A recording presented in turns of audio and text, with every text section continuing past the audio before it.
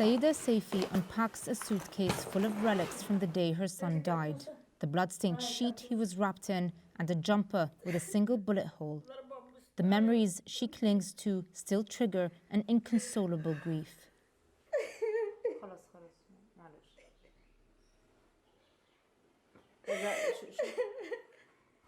19-year-old Shukri was killed at an anti-government protest in Tunis in 2011, allegedly by the police.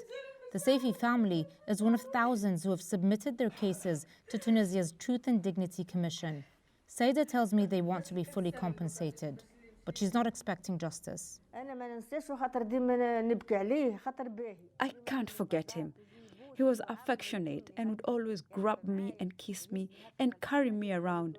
You can't imagine what it's like for those who killed your son or husband to walk around in front of you.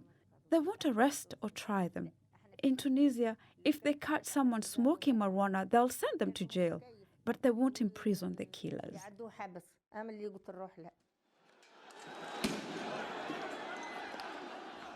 The uprising that ended Tunisia's dictatorship in 2011 allowed people from across the country to reveal abuses and seek justice, not just for its victims like Shukri Saifi, but for cases dating as far back as 1955.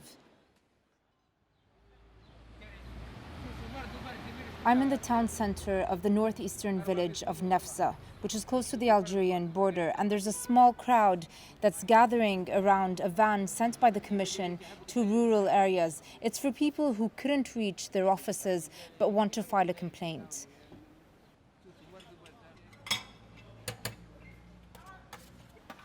It's where I meet Hakim, a local restaurant owner and former political prisoner from the moderate Islamist Ennahda party, which used to be banned.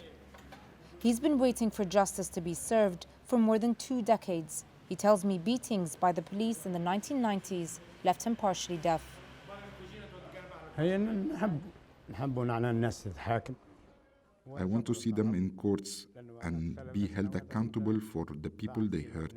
My torturer is still in Tunis to this day, and he's still working in the security services, and he got promoted. I'm in the archives room of the Truth and Dignity Commission, and I'm surrounded by half of some 33,000 cases that have been filed. Cases ranging from economic corruption to human rights violations against men, women, and children. Abuse was endemic in Tunisia for decades. The hope is that its victims now have a chance at closure. Sexual abuses against women and children were done much more than I was able to imagine that.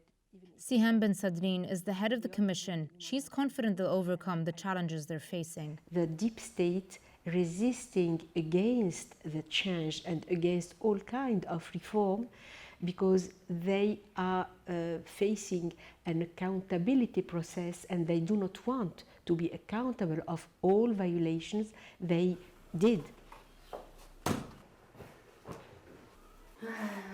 For many like Saida, justice will begin with revealing the truth about her son's death.